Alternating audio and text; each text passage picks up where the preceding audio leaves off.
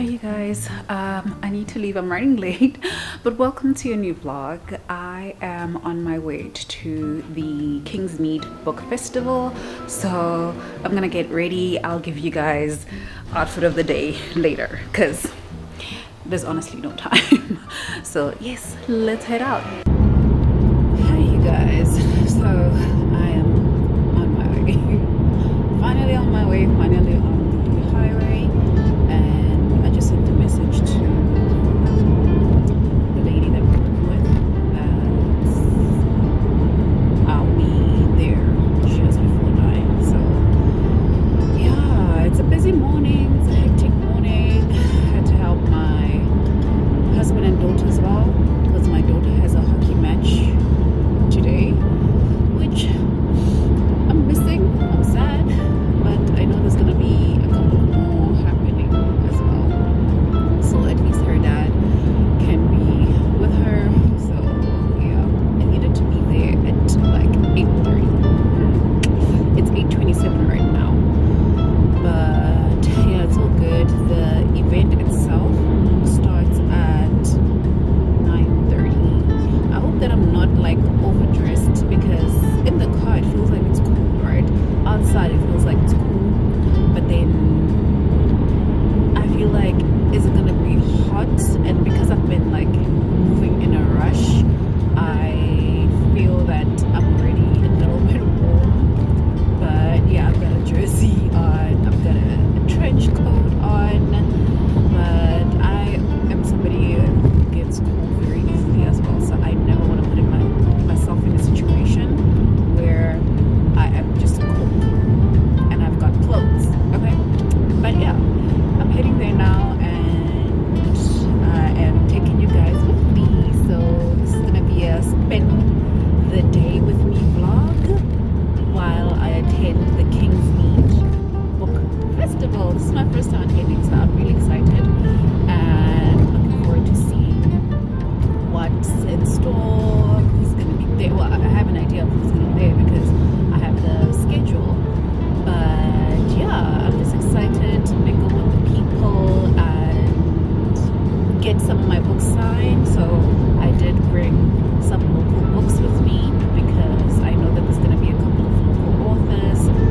So I'm hoping that I can get some signatures. Yeah. Let me get going and I will chat to you guys later.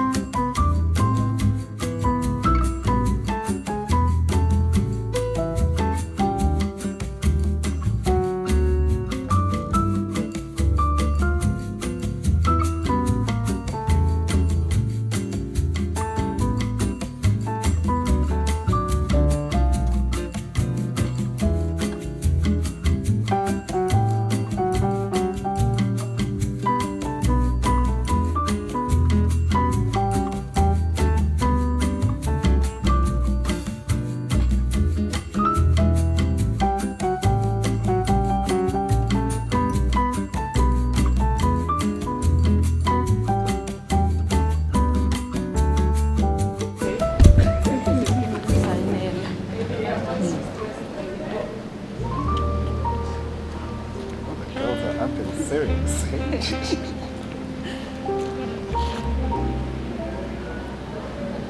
you want to be in the shot? Oh, that's so cool! I can't wait! Oh, that is so cool. Okay. Hi guys, this is us on YouTube. Hello! Oh, the lighting is so good. Do you like the angle? Yes.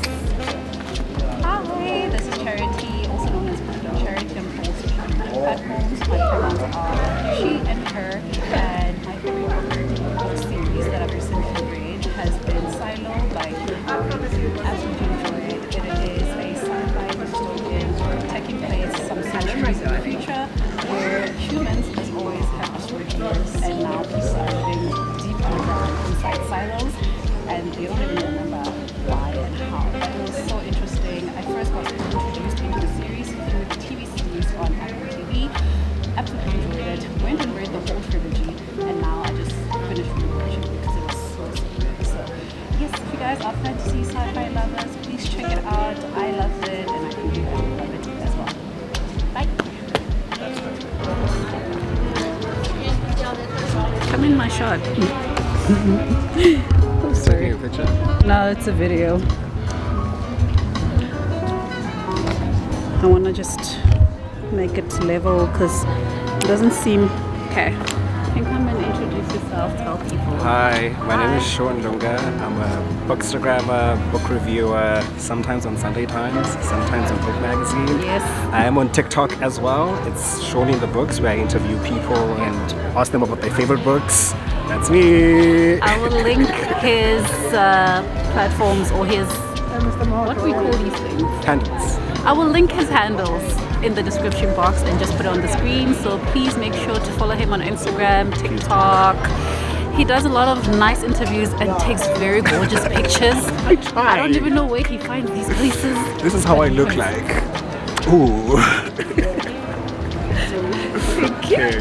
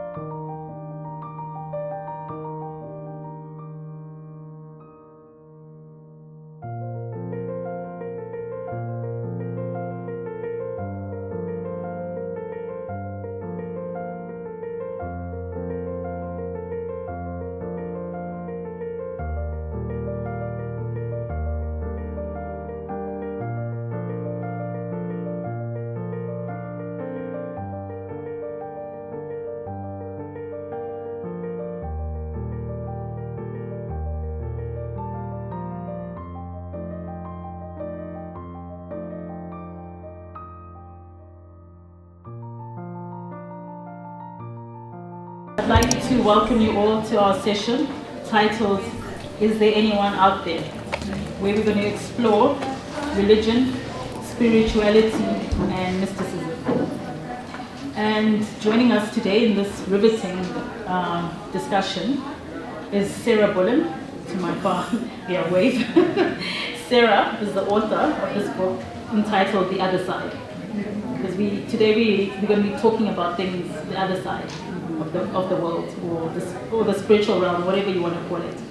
And my second panelist is Rorisan Thandekiso. I don't think she needs an introduction. Most of you know her. She's a familiar face. And she's the author of the book Disciple, Walking with God. And the third panelist is Vusimuzi Ngande, and his book Journey Kwandu, Exploring African Spirituality and Identity. It's also his debut novel. Now, I think I'd like these authors to introduce themselves to you. I don't think I could do justice to them, and so I'll start with you, Sarah. Just, introduce yourself to the audience. Thank you. My day job is actually as a writing coach and literary agent, and I work with writers all over the world. And as a byproduct of my career, I have written 16 books. 10 are professionally ghostwritten, 5 of my own. And I'm here to speak about my latest book, The Other Side, which really details my own month-long near-death experience in coma in 2012, in which I've traveled to other realms and worlds. And the book also is a gathering of Southern African stories of other people who have moved or traveled to the other side, either through near-death, out-of-body, or by their own choice, in a section I call Plants, Trance and Dance. Thank you, Sarah. Sarah is a veteran. And next is you, Risa. I'm definitely the newcomer. My first debut is called Disciple. My name is Rorisan Thandekiso. I'm popularly known from a TV and radio background, but I'm also known for expressing my faith and what I believe in quite publicly. And in the latter years, I've taken a stance of just being more public and open about my faith and what my faith means to me. And that led to Disciple. So today I'm here to speak about what faith has done for me, what having a relationship with God has meant, and how it's pivoted my life, not only professionally, but family, and how I just generally do life with Christ at the center of my faith. Something that is quite personal, that I've put to the public eye, and I think Disciple captures that beautifully. Apologies for my voice this morning. Thank you. I think that's the devil. Devil is a liar. Now the panelist. Good morning, everyone. Good morning. My name is Vusum Zinwande. I am a student of African spirituality and culture. This book is also my debut. It's actually me going through a process of trying to understand African beliefs, mostly from a historical perspective. The question is, why do we believe the things that we do? How did we get to the point where we believe certain things? What were the forming pivot points in our history that laid the foundation for what we came to call as culture today?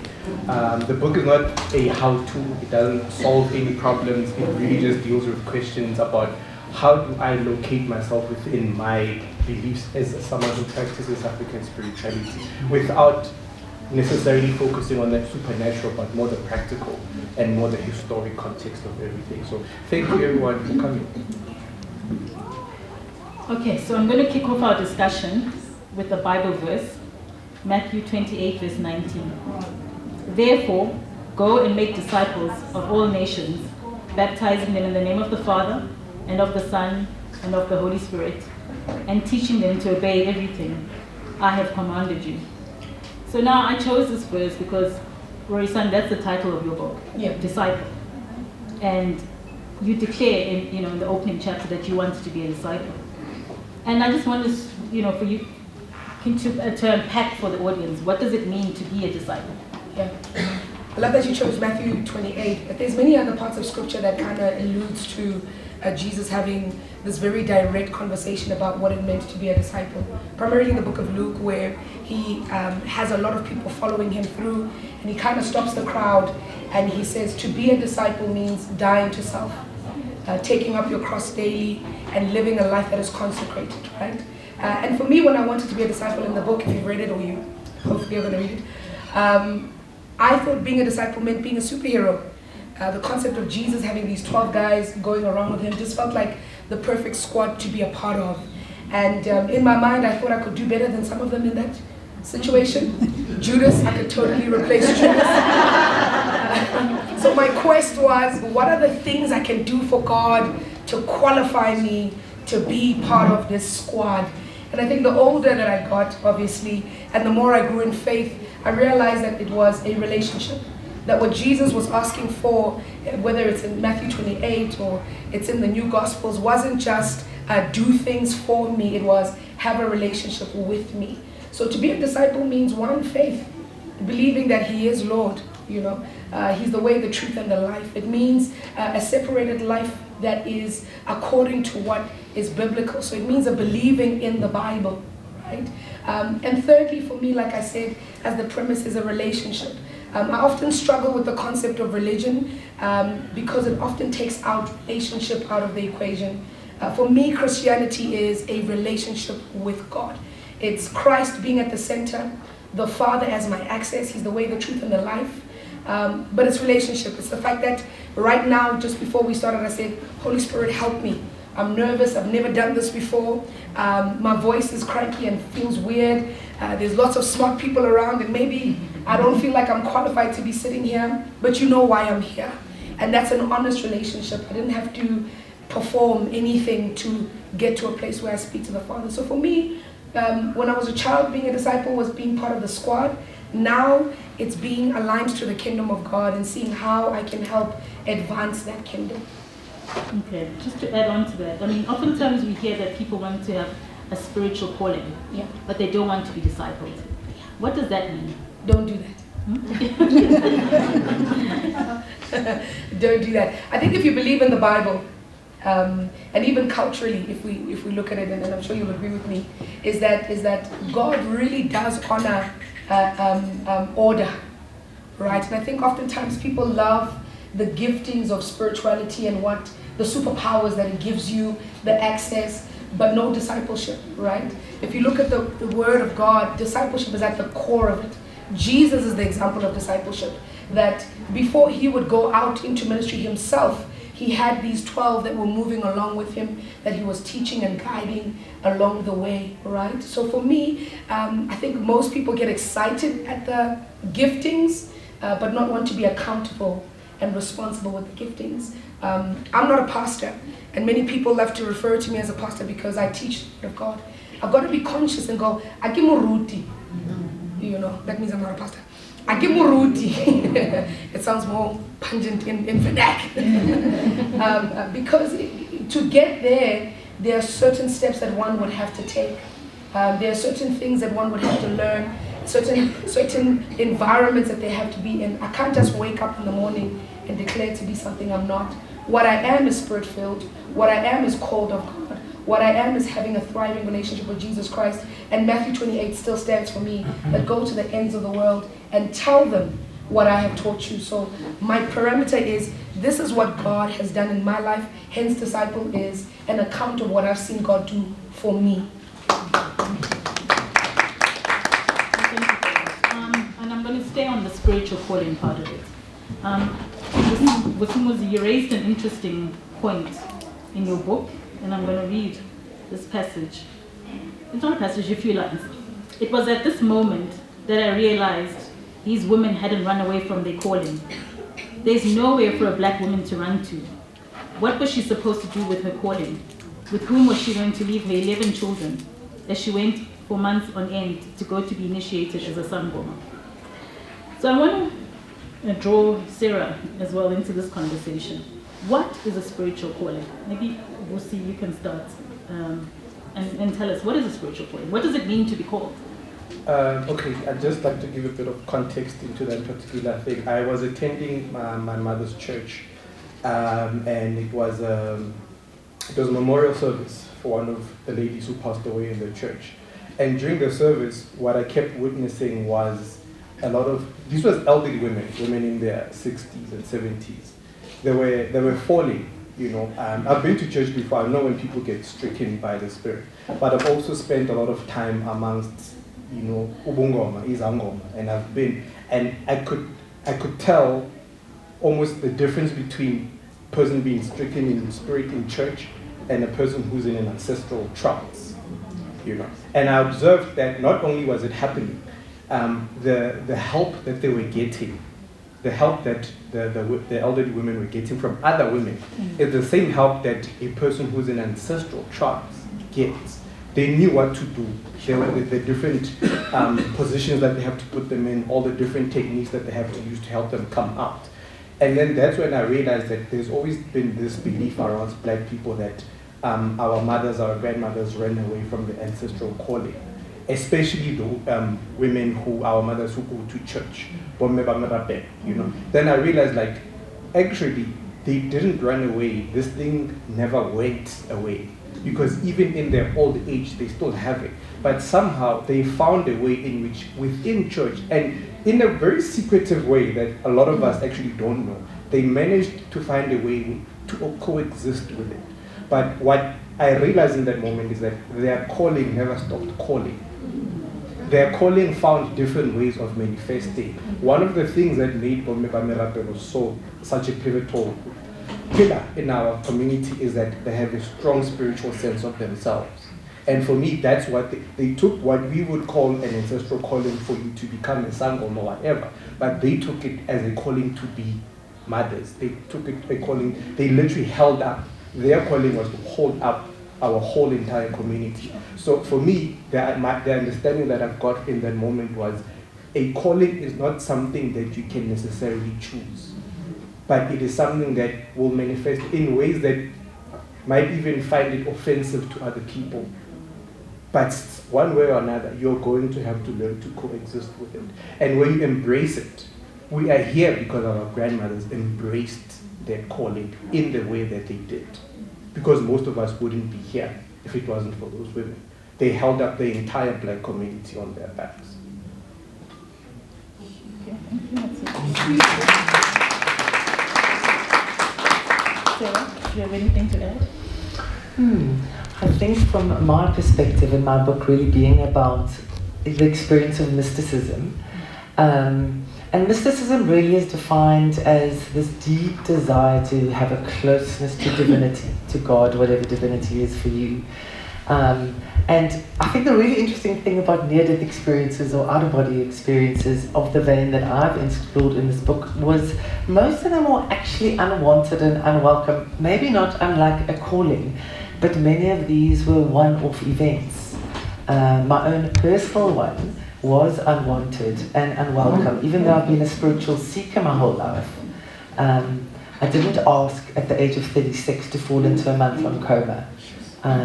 You know, I was at the height of a busy career. I was a group editor of magazines. I was busy. I was, you know, having just a normal human experience. And falling into with pneumonia was my diagnosis. It was something that I wasn't seeking it. So I think there's two aspects to this conversation. The one is those of us who seek a closeness, a mystical experience, a union with God. And every single religion has those people who walk that path. And then there are people who are given it and often don't know what to do with it. And certainly in the research for my book, the recent book, The Other Side, I will try to interview many people who've had these deeply mystical, extraordinary experiences. For many of them, it meant nothing. That was a weird thing that happened. And they walked away. And then there are other people who saw that as a door that opened to take them on a journey deeper into spirituality. So they're not necessarily aligned. And it doesn't mean that anybody who's had these experiences are necessarily deeply spiritual either.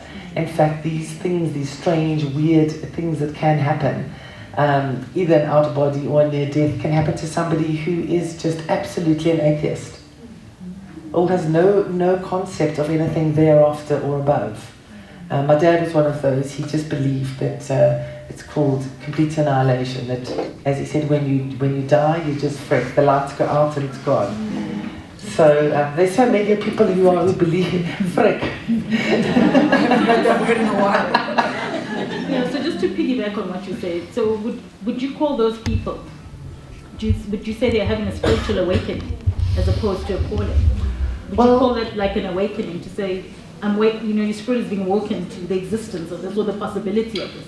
Absolutely. The spirit is being shown that what we see here, this physical, this three-dimensional universe is just a tiny slice. So they're being shown that.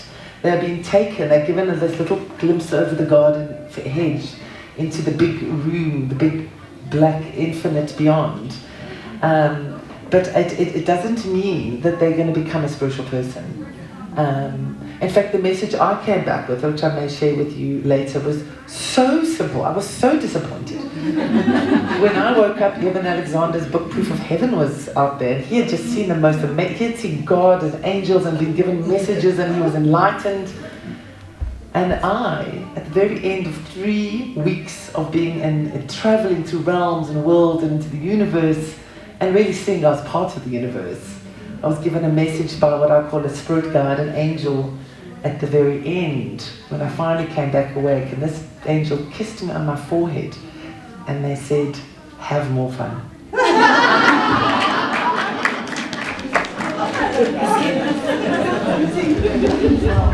Okay, so to you two, do you think there's a difference between an awakening and a calling, spiritual awakening and a spiritual calling? I would say yes. I think primarily the biggest difference would be the responsibility. As a Christian, I believe that God has called us into nations. We do, like you've defined it, as moments where you realize that there is something way bigger, something that's more in control than what I think I have. But a calling is a responsibility. When God has called you and entrusted you with something, it's not something that you get to choose to bounce in and out of. When you are aware that this is what God has called you in, it often comes with challenges, it often comes with, again, dying to self. So the things that I would have ordinarily wanted to do, how I would have normally wanted to respond to situations, my faith then is the premise from which I live my life from. And that's to be called, that's to live a life that's separated.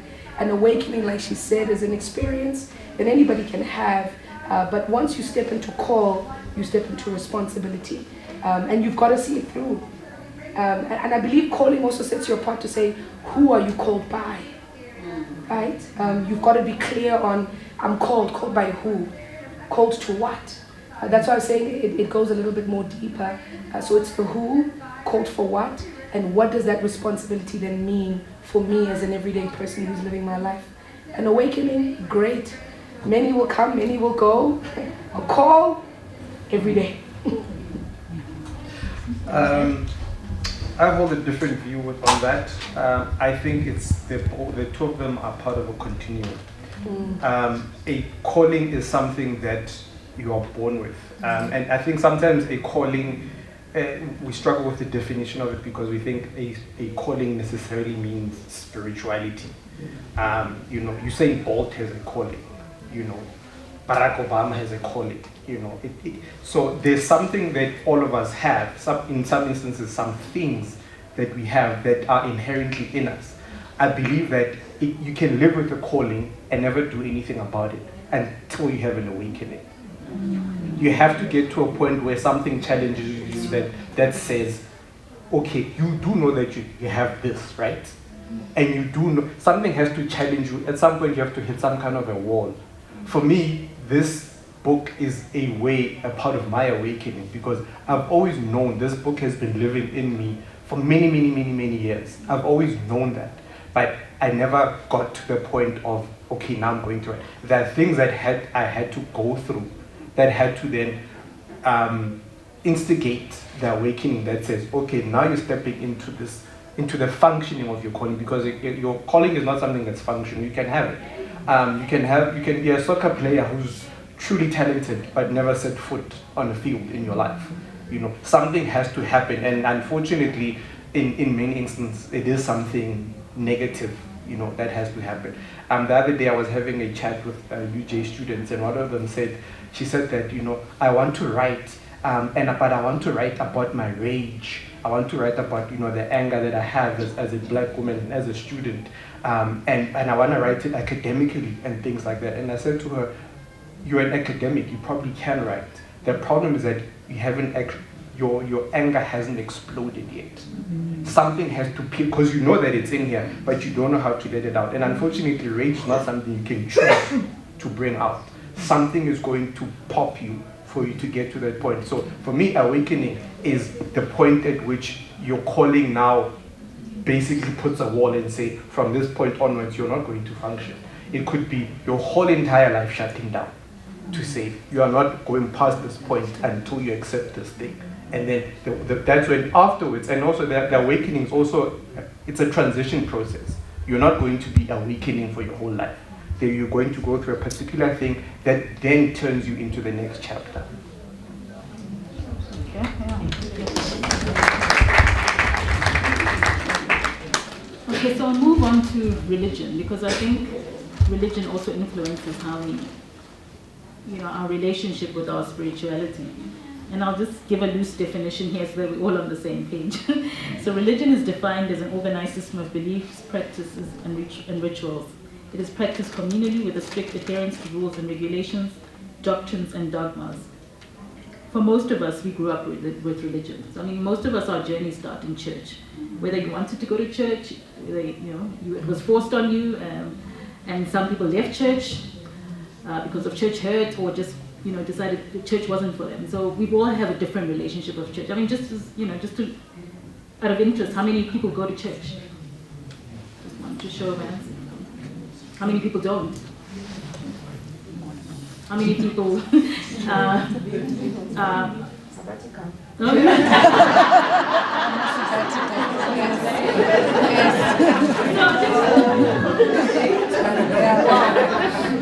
I think we all have different interactions with religion, and it does affect how we view, our spirituality. And that's my next question. And I'll start with you, Sarah.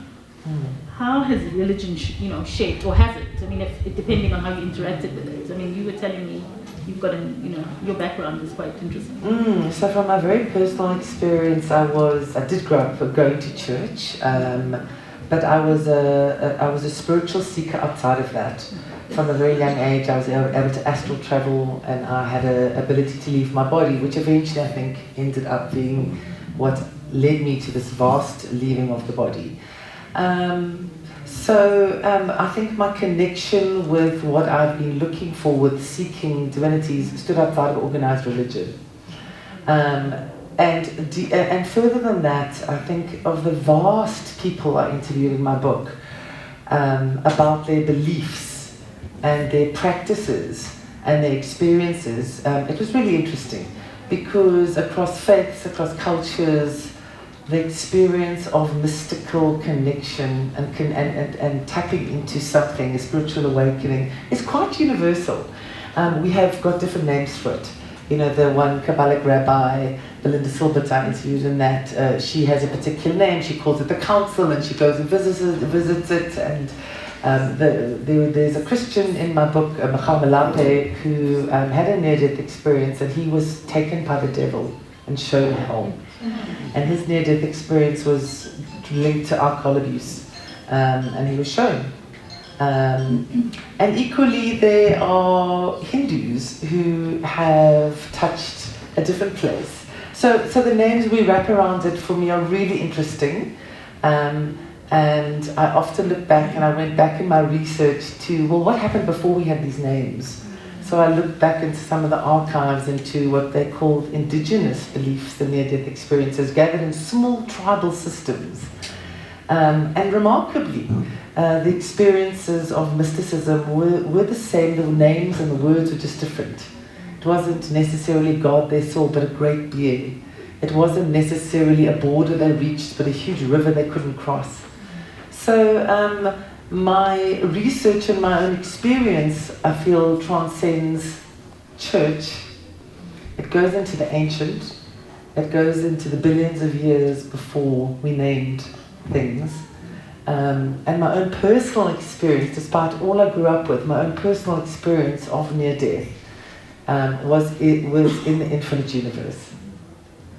And there wasn't a God, and there wasn't a human, there wasn't a being, and there weren't departed people. There was just matter. and light. So I'm not sure if that answers your question as robust as you wanted, but that was what I saw, and quite honestly, of many of the people who've had these unwanted, unwelcome experiences, it's been very similar.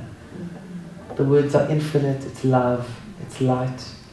Some people have wrapped names around it, and some haven't. Okay, no, I think why I was just asking about religion is because it's always a reference point for a lot of us with these experiences. For many, yeah. Roysam, do you have something to? I think religion is in any community, in any nation, finds itself as a cornerstone. Religion becomes difficult to map out because I think you put it so beautifully that everybody has their own expression of it. But I think at the core of it, it's just knowing and wanting a higher being to take care of you, look over you, guide you, show you the way. So I think from our quest, that's where you'll find different formations of it. For me, it shaped me in the sense I grew up in the church, I'm still in the church. And religion was, or faith, for me religion is a bit of a faith.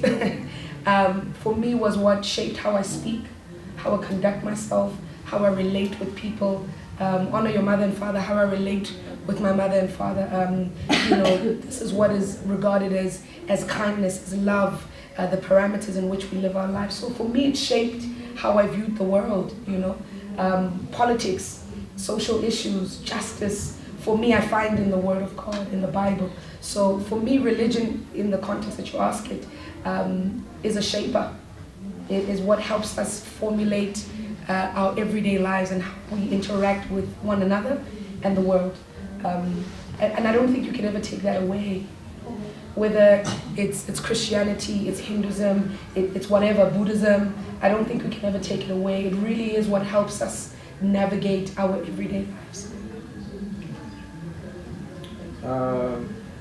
Cool, I'm fine. I'm actually just continuing from what you say. Let's do a thought experiment. If you were to take, let's say, 100 newborn babies, put them on a spaceship, send them to some planet that you just found that has all the resources that they need, and somehow they were able to survive by themselves. Leave them there for 100 years, 200 years. When you go back, you're going to find a church. You're going to find a temple. You're going to find a synagogue. You're going to find something.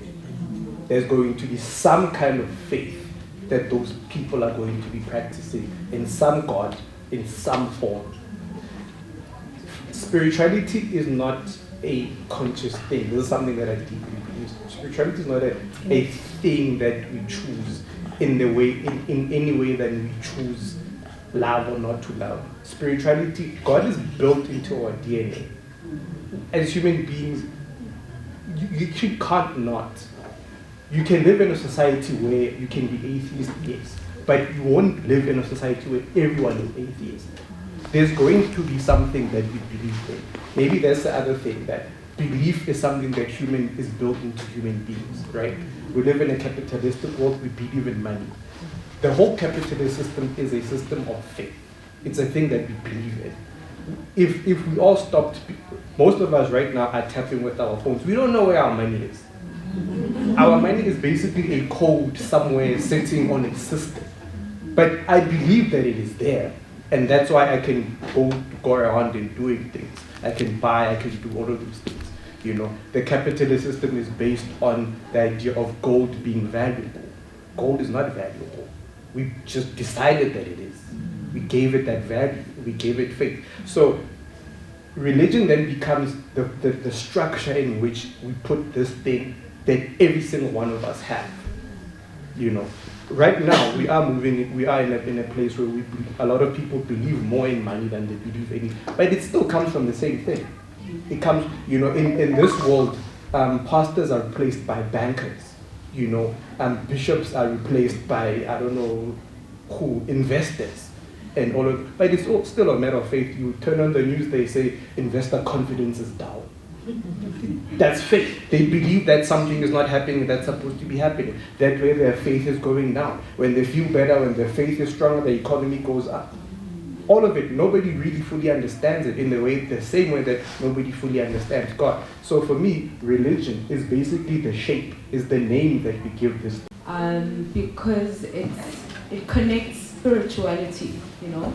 I think we want to have it in silos in our communities. So a conversation like this really shows where everything connects.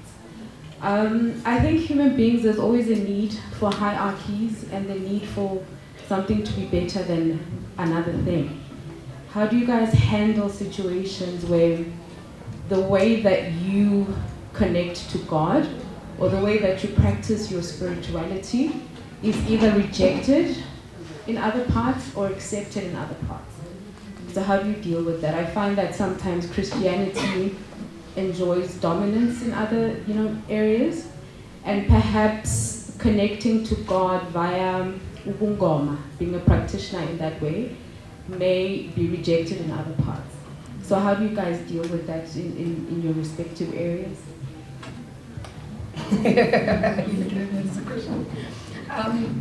First, let me publicly apologize on behalf of Christians that the Bible has never called us to be superior. The Bible has called us to witness the goodness and the gospel of Jesus Christ. And I think oftentimes, for whatever reason, when we step into rooms, the sense is to debate and to make one feel less than the other. And that's not Christian at all. Even when you see Jesus' interactions, he presents himself and allows the people to receive him. Even when we speak within Christian context, we say, I receive you, Lord, as my personal Lord and Savior, meaning it's a decision that you make to walk this journey with him as Lord over your lives. I think that robust conversations must take place. I think that's what makes us human, right? We can argue who has the best wigs. You know, we can argue where's the best place to eat food. That's in our nature to have some level of comparison. But I think when it comes to faith, there must be a level of responsibility to say, what does your faith point require you to do? And for me as a Christian is to witness Jesus. At my work, at my platforms, at ShopRite, standing in the line, at Standard Bank while I'm waiting at the till, is that if I have an opportunity to say, this is what the Lord has done for me. I've seen his goodness, I've seen his mercy, I've seen his forgiveness, and I can share it with you. And I can tell you why maybe I'm a little bit different from you. Maybe why ancestral practices is something that I don't do, because this is what my faith requires me to do. Do you think it's great for us to have robust conversations, but also with honor and respect for one another? There's no need to bully each other over. I think if you're really walking your true life of faith, particularly as a Christian, you are interested in praying for people and interceding for them. You're interested in discipling them. You're interested in doing life with them. You're not interested in a debate. I want to know, how are you? Are you well? What's not right in your life? Can I stand in agreement with you in prayer? As opposed to say everything about you is wrong and everything about me is right. That's not Christianity. That's just bullying. But I think faith calls us to share and witness. Whether it's ubungoma, I think there's a level of sharing and witnessing. Whether it's Hinduism or Buddhism, there's a level of what we've encountered we must account for and share with everyone. So, will the debate be there? Yes. Should it be done with honor and respect for one another? Absolutely. Should it be a true testament of what you've experienced? Always. Sure. Good on. I almost can I I was gone. There was a time all of those things that we believe in did not exist. There was a time Christianity did not exist, Hinduism, everything that we believe in did not exist. In that time, there was still hierarchy.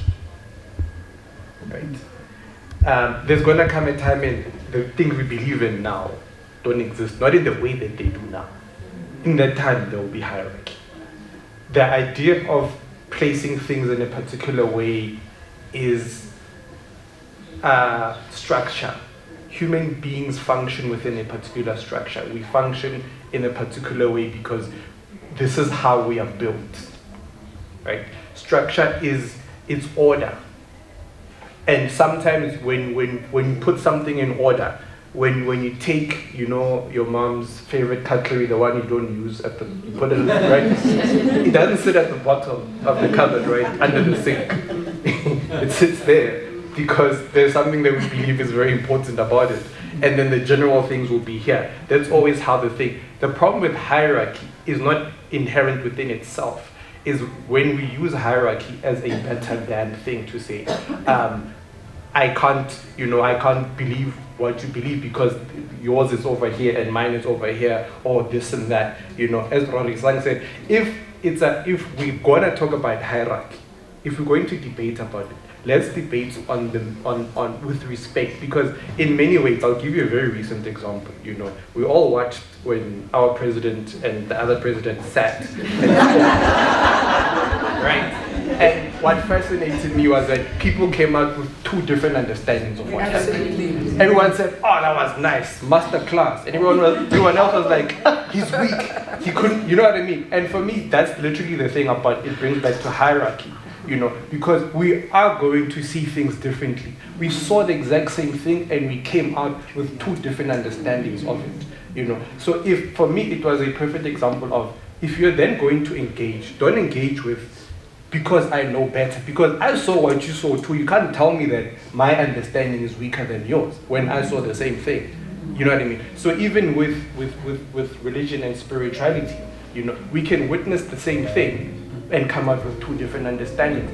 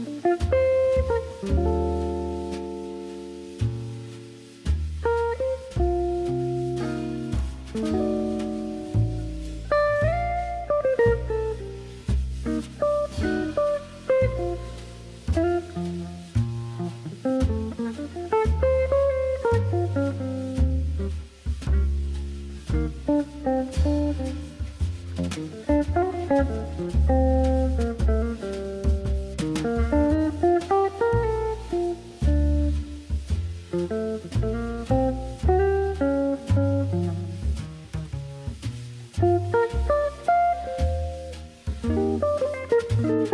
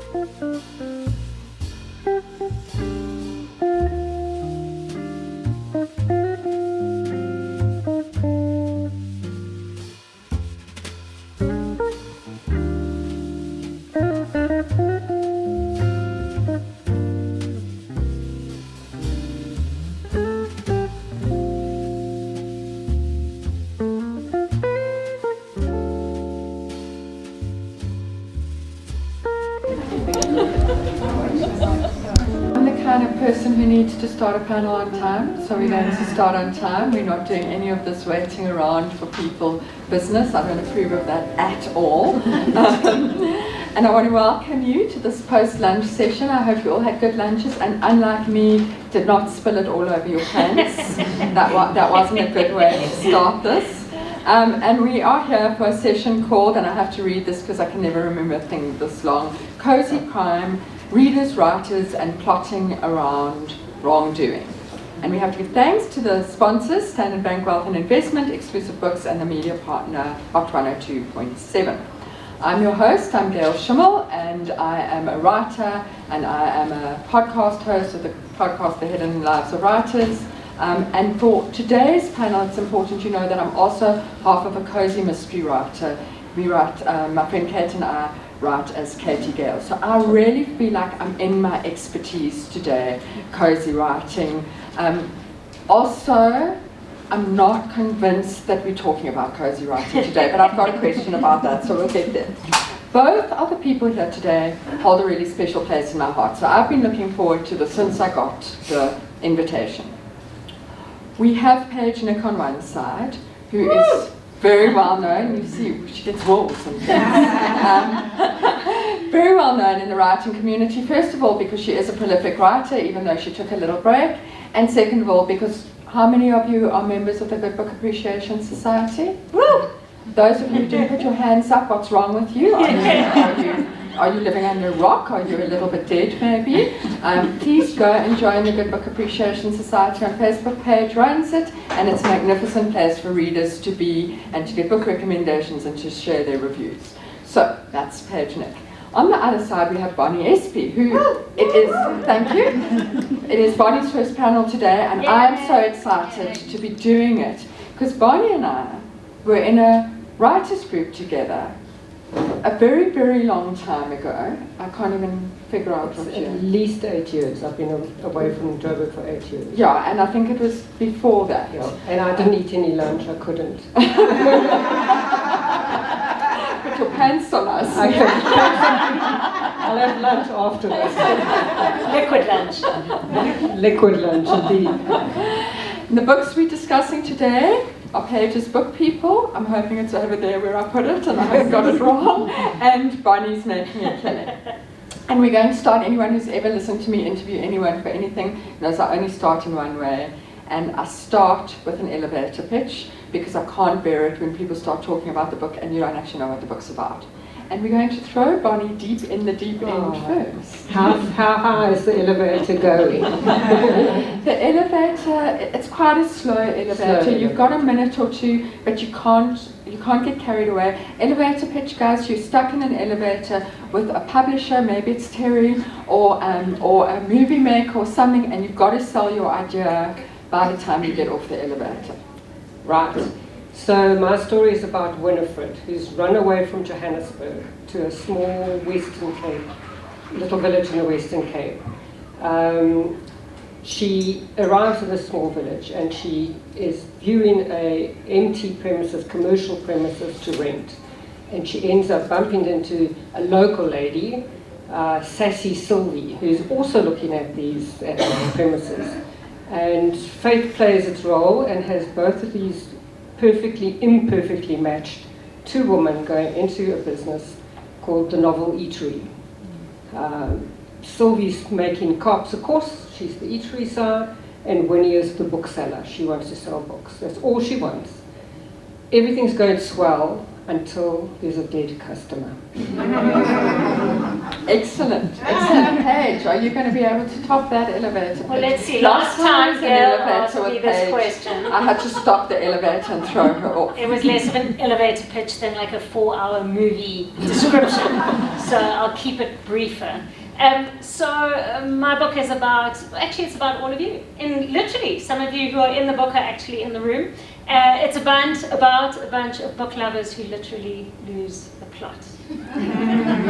God, she's gone from one extreme to another.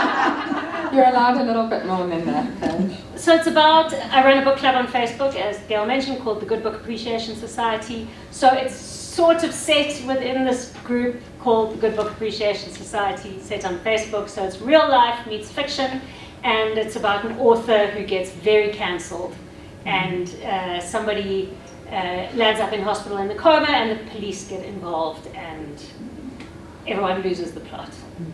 That was very, very good. You've been working on it since we last talked. I beg your pardon? Is it situated in South Africa? So my main character, Norma Jacobs, is ex-South African, and she lives in London now. So don't worry, we'll talk about this. this. South African police then? It wouldn't be South African police. Whether that's good news or bad news for the guy who committed the crime or the lady who committed the crime, I'm not so sure. Okay. So our theme today is cozy mysteries, and the question becomes, what is a cozy mystery? And I don't like telling stories when the panelists have so many stories, but I'm going to tell you a quick one. A friend of mine, who's also a writer here today, Amy Hedendrich, recommended a book to me when I was in the mood for something soft and gentle, and she went, oh, it's a lovely cozy mystery. And she recommended it to me, and it was a full-on thriller, cutthroat, nothing cozy about it. And I went back to her and said, what do you mean it's a cozy mystery? She said, well, they ate jacket potatoes. So I want to know, and I'm going to start with you, Paige, what do you think is a cozy mystery, and do you think your book is a cozy mystery? Until I was invited onto this panel, I had never considered that my book was a cozy mystery. So I do not think it's a cozy mystery. And spoiler it, I don't think Bonnie's book is a cozy mystery either, because they literally saw through bones. So to answer, no, but maybe I must rethink it. I mean, there is a cozy little crime in it, but I don't think it's a cozy mystery, no. Maybe it's what do you think is a cozy mystery? What do you think the definition is? They have to eat jacket potatoes. Not a jacket in the country. In the country. And Johnny, how would you define it? So for me, a cozy mystery is usually set in a small village. Yes, tick, yes. Mine is. It's got two usually female protagonists. Yes, tick, tick. So yes. I'm heading straight for cozy mystery, I reckon. Until the difference is there's a body. There's always a body in cozy mystery as well. The difference is my two ladies. Oh, you're allowed to say it? Yes. I try to hide the body as opposed to calling the police in to find the body. So it's cozy up to a point. Then it changes a little bit. And I have to say it threw me completely, because I had been completely convinced by your publicity. Yeah, I was like, too. Exactly cozy mystery, and I was like, oh. It's not cozy. I had the exact same, and then I went right back in. Okay, but there are things, and as Bonnie has actually highlighted, one of the things about a cozy mystery is a strong female lead, and both the books have strong female leads. Bonnie, can you tell us a little bit more about Winifred and Sylvie and how you went about building them? So Winifred is very A-type. She's had a bad incident in Johannesburg.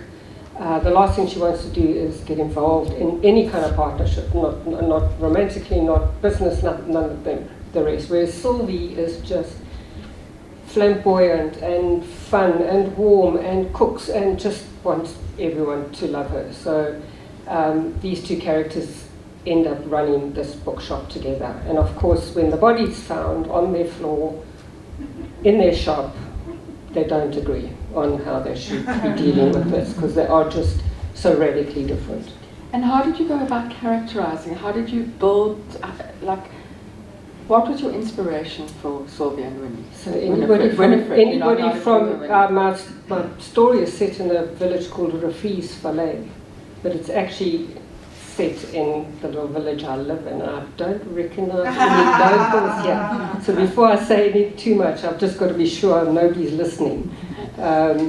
But yeah, there was a bookshop in my small village, and there were two protagonists, and they were vastly different. And that's where the seed of the idea came from. I was very careful to make sure it wasn't them, because trust me, if you live in a small village, you don't want to have anyone recognize anything. I mean, I went through every single character at the end and made sure that no one could say, I know who that is. So I was very careful of disguising them all. So the seed came from a bookshop, bookshop in my village. I'm not saying the name of the village.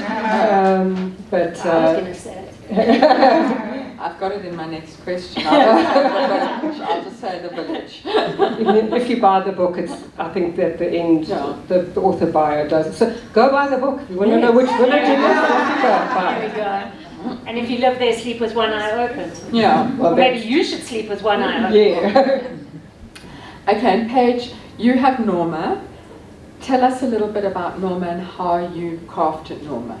Right, so Norma is my kind of hero character, and she's an accountant, and she lives in London, and she's a little antisocial. She's a book person, and she accidentally starts a book club on Facebook that suddenly has an awful lot of members, many thousands, 20,000s of members, and she doesn't really love her job, and she wants to get out of it, and she wants to get into publishing.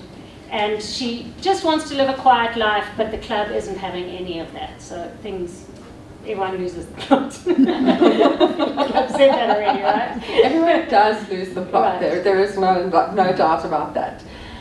I want to talk a little bit more about how you took this real life Facebook page. And first of all, where the idea of using that in a novel came from, and then how you used it in the novel. Yeah, I'll leave that question there. Right, so I've been running the group since I think around about 2013. We were 7 members, friends. We were in a real life book club, and we decamped onto Facebook for a bunch of reasons. And the first post got 3 likes, and then things somehow, as they do on Facebook, exponentially grew somehow overnight over 13 years. And so a couple of years ago, I hadn't written a book in a long time. My last book came out in 2017, and I just was kind of decided I wasn't going to write anymore. And I'm so involved in the club, and so much happens there, and stuff escalates a lot. So, especially in the last few years, as the world has escalated, I've noticed that people escalate in the club. So, if anybody mentions Musk or Trump or Palestine or Israel or Ukraine or Russia or Jordan Peterson, things really get out of control and things really escalate. People get very angry, they get very rude and unnecessary and hectic. And I just kind of thought, there should be a book about this. So I took the things that happen in the club and I escalate, and the things that happen in the world, and the things that happen in your neighborhood WhatsApp group, because we all know what's happening behind screens, how people are behaving behind screens, and I escalated it times 1,000 and turned it into a book. Times 1,000, I don't know. I think maybe... I think it's pretty close. I don't know, it felt right. I mean, nobody's ended up in a hospital that I know of. That you know of, Paige, or yet maybe should be the word. Bonnie, you've talked a bit about how you moved from Johannesburg to a nameless village, not the thing I've written down, and how that inspired this book. But I know you've been writing for years. So I'm interested in how that move changed your writing, gave you this path that you've moved on to. So it did, very much so. I had, in fact, just finished a thriller, which I'd punted through to a publisher, and they were nibbling at it. And in the meantime, my desk sits, I'm on a corner stand, and I have a window there, and I have a window here. So I see absolutely everything. The people walking their dogs past, you know. This is small village life, I'm afraid. The WhatsApp groups, the village Facebook page. I just loved all the politics. I mean, it's like days of your lives. You just have to sit, and a novel plays out in front of you all the time. So it was, I started writing it. It was just easy, you know. I mean, I had, as I say, I had to just disguise all the people, but nobody cut up the bodies in the village. I must get that straight. As far as I know. But so the inspiration for the novel, the seed of where it started, is not where the book ended in the end. But and I'm going to ask you to tell us more about that.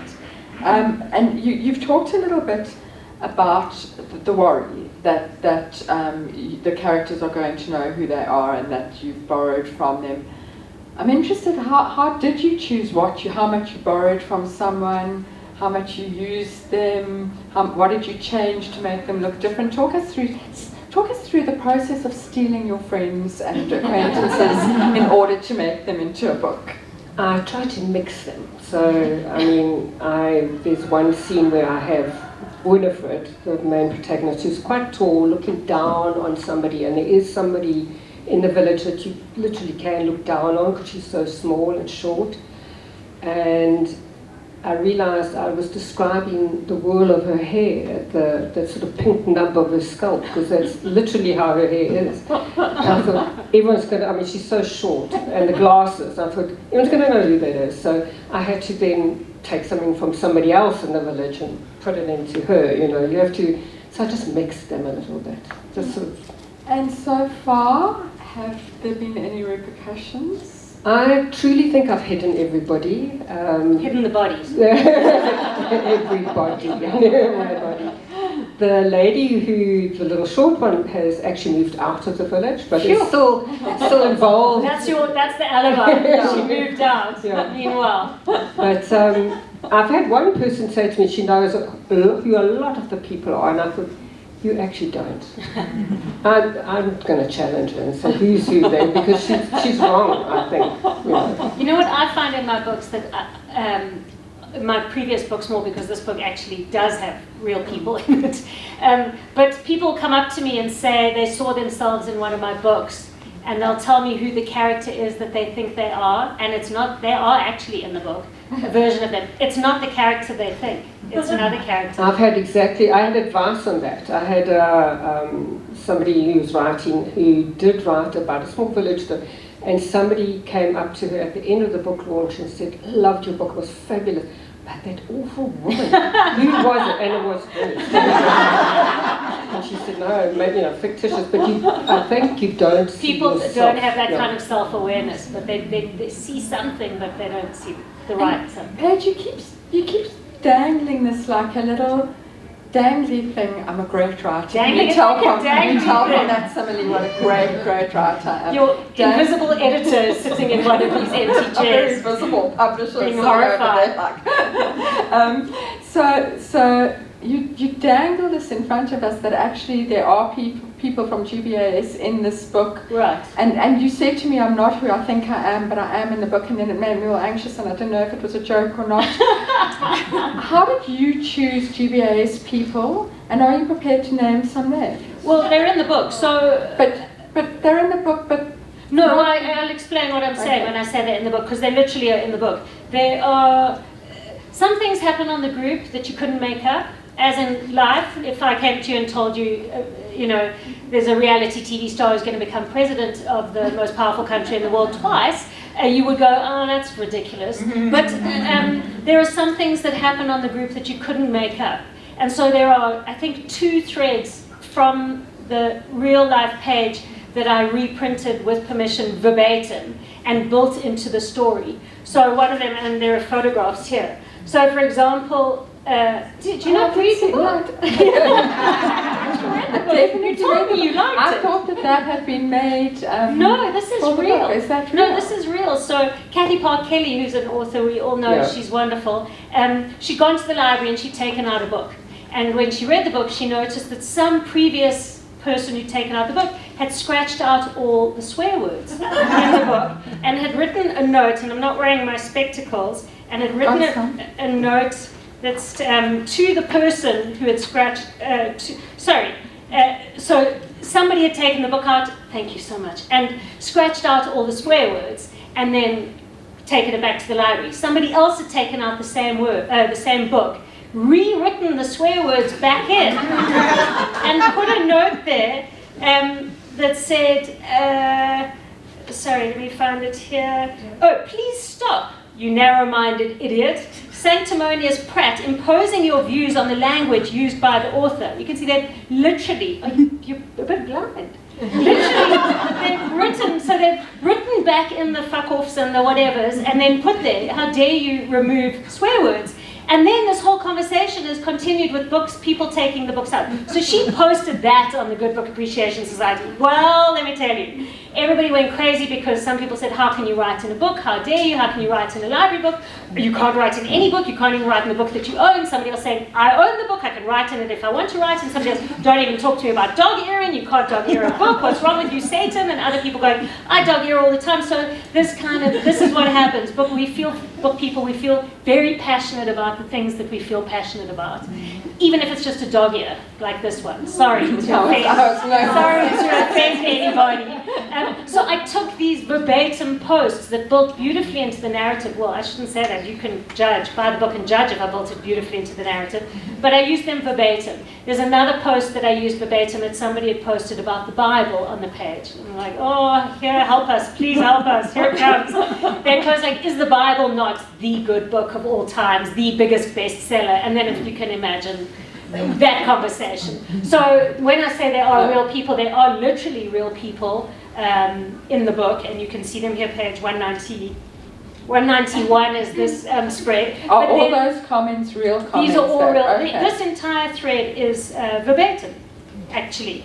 I've added 1 or 2 comments from made-up characters, but the rest are really real. And then within the rest of the book, what I've done is used characters. So everybody has in that WhatsApp group, you have the people that you recognize, and on a Facebook group, you know, the troll, the love and peace. Love and peace, everybody, let's be friends. Yeah, then there's always the person who reports everything, who's outraged by absolutely everything. So then that's what I used. I used like the person you recognize from the school PTA, or, you know, on any WhatsApp group you're in. So a mix of... And you tell me I should sleep with one eye open. Right. How you sleeping these days? Right. So I say it's at any point in the book of this novel, it's between 0 to 100% fiction at any given point. Okay. And I agree with Bonnie. I think maybe both of you, maybe you could go Harvey's on the security guard. Okay. Paige, I get the feeling that you didn't, and I might be wrong, but that you didn't necessarily set out to have a crime element in your book, although actually it starts with a crime, but I don't know, with the original idea, when we've spoken about it, I don't think you sat down to write a crime book. No. Okay. No. Can you tell us about your plotting process, and then related to that, when the crime came in? My plotting process has been different in every single novel that I've done. It was my first 3 novels I plotted very strictly. I did a writing course. I always wanted to write a book and I didn't know how. And I did a writing course with Sarah Bullen, who's here today, and she's amazing. And she taught us how to plot, very specifically how technique of plotting. And I plotted my first 2 novels religiously. I knew from start to finish before I started writing exactly what I was going to do. This is book 7 solo and 3 more that I've done in a partnership. And as I've gotten further, I plot less and less. And I enjoy the process very much now of knowing where my book is set, what my intention is, what I want to think about. Often I write a book because I want to figure out what I feel about something. For this, I wanted to figure out how I feel about cancel culture. so pervasive, woke and cancel culture. I wanted to figure out how I actually feel about it, because I deal with it every day with the club and in my own life. And then I wended my way, and I built out the characters. Like I say, I escalated. I had a situation on the page a couple of years ago where an author got a negative review. Actually, it was a review I wrote. Unknowingly, I didn't at the time think it was a negative review. Yeah. No, I got into a lot of trouble. I didn't think that it was such a negative review. I actually thought that I was doing good, not doing good, but I was being honest, and the author was terribly, terribly upset. And everyone reached out to me. The author reached out to me, the publicist reached out to me, people stormed out and slammed doors, virtual doors of the club, and left the club, and it wasn't very pleasant. So I escalated that. I thought, this is where my characters lie. My character lies in an author who wants to promote their books, but then doesn't take, it's not that author that happened. I escalated it. So I started with my characters, and then they took me where they wanted to go. And some characters that were supposed to have very small roles became much bigger, and they all took me on this journey. So that's more of my plotting process now, is a lot more fluid. I know sort of where I'm going, and then I hope like hell I can get there. Sounds a bit anxiety provoking. Oh no, it's so delicious. It's lovely. No. I'll trust you on that. Bonnie, you on the other hand set out to write, my feeling is you set out to write a cozy mystery. You've got so many of the elements there at the beginning. I'm curious about whether there's a massive uncozy twist in this book. Like, it's so uncozy. Did you know from the beginning that was going to happen? What was your plotting process? What took you by surprise? I didn't set out to write cozy crime at all. No. That's interesting. I set out to write small village life, particularly, and characters in a small village. Yes, it was going to be crime, but I don't think like Page's last book. I don't plot at all. But I had somebody read the first however many words and said, this shouldn't be set in South Africa, it should be set in England. This is a cozy crime. Oh, interesting. And I rebelled. I mean, it is set in South Africa. It's absolutely not cozy crime. Not that there's anything wrong with cozy crime, but it wasn't what I wanted to write. And I think that was the rebellion in me. I've got to, well, if everyone's going to think this is cozy, I better just make sure it's not cozy. It was going to be a murder. I mean, it is a murder, but it isn't a murder. I think I was heading towards a murder mystery, sort of Agatha Christie more than cozy. But you didn't know? I didn't know. No. I would never have planned what they did.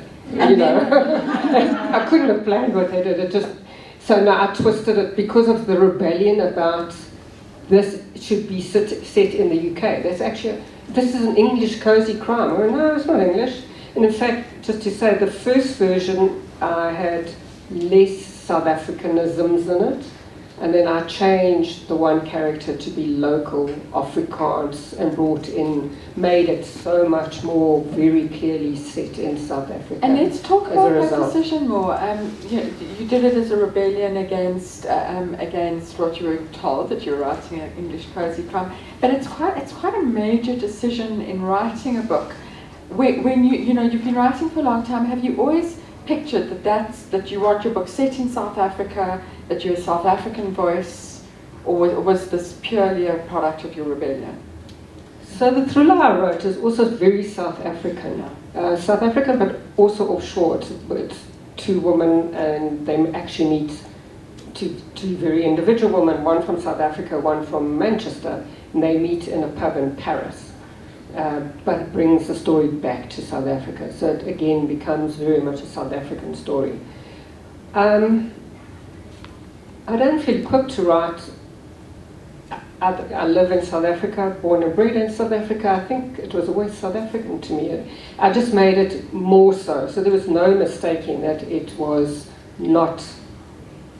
I wanted it to be it is very South African. I have a lot of Kaapse kos and Afrikaans lingo and Cape sort of language. Hopefully, in fact, I know that even if you don't speak Afrikaans, you do understand the book. It's easy enough, but you get that flavour of local Western Cape life. And it's got that Tani Maria feeling that you are nice and at home and in South Africa, and it really, really, Sally Andrew, watch your back. It might make me hungry. So it made me hungry. Well, bits of it. But not some. Some of it may be the opposite of hungry. I have to tell you, Paige, because of reading your book and what happens to your characters, we had Friendship Literary Festival last weekend in the Cape.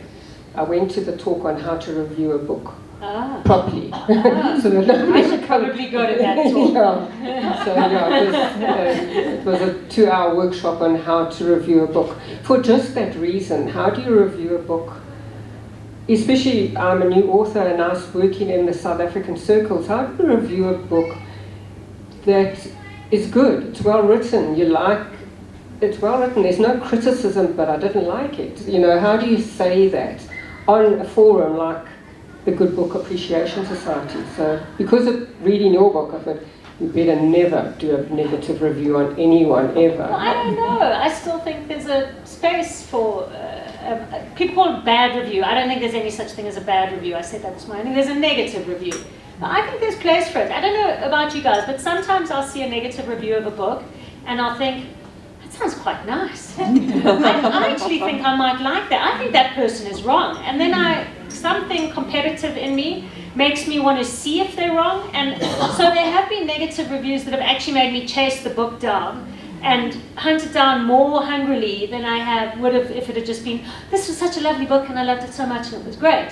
So I do think there's a place for a review that pokes a little holes and I still don't want any negative reviews. Everybody. I think there's room. I don't know. I'd be curious how people think, but I think there's room for a review that makes you wonder. But I quite like the sound of a trash-picking transvestite. Actually, that sounds quite nice. I know you didn't like it, but I think I might quite like that. And also rave reviews that put you off the book completely. This book was.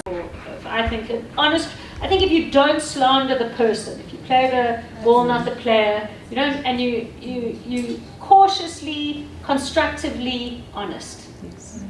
I think you're okay. But then I have caused a lot of trouble, so maybe you shouldn't take your advice from me. I only say nice things, so I don't review the book at all, because I'm not brave like you, Paige. No, but I think Helen Moffat, who's my editor, somehow she does, I don't know, in her reviews, and maybe she can because she's an editor, or anyone can do anything, so screw that. But she is very constructive, and she'll go, I really love this book, I like this, I like this, I like this. It could have been 20% shorter.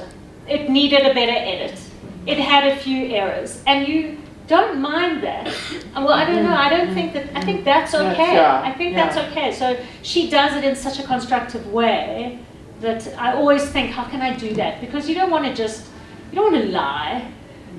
Because the author is your friend or something. So I don't know. It's tough. It's not always easy.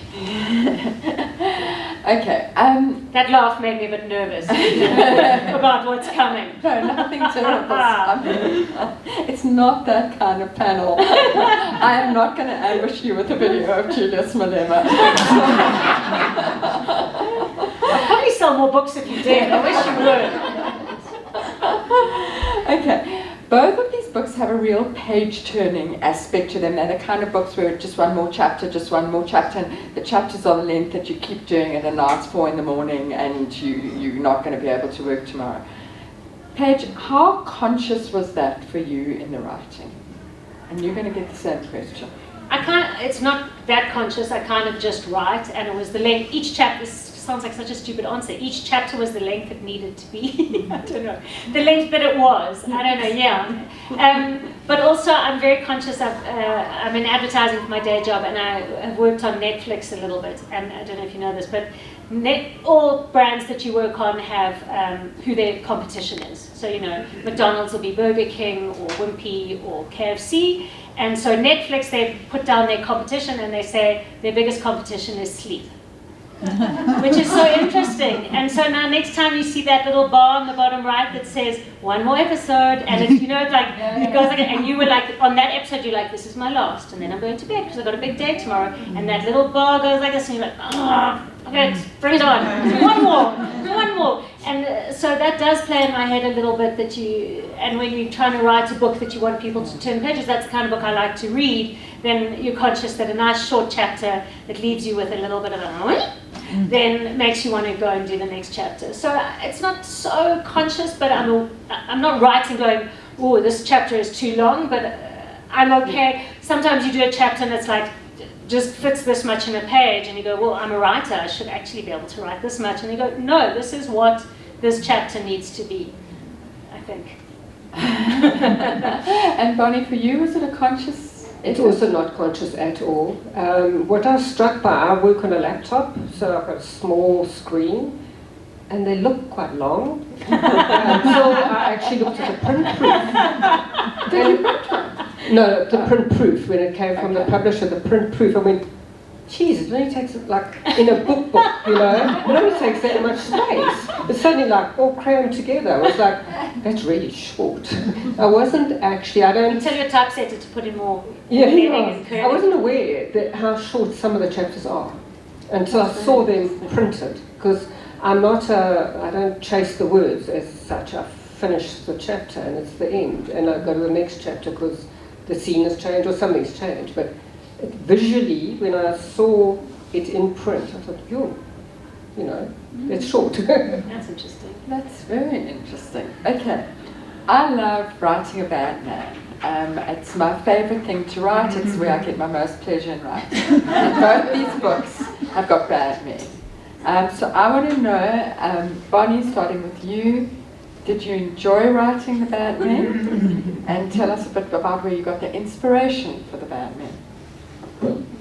I love it, yes. We do have a few men in the audience. He wasn't, other than the narcissistic trait, actually I lie now, I'm thinking aloud. So, okay, his physicality, his body was based on somebody, a relative.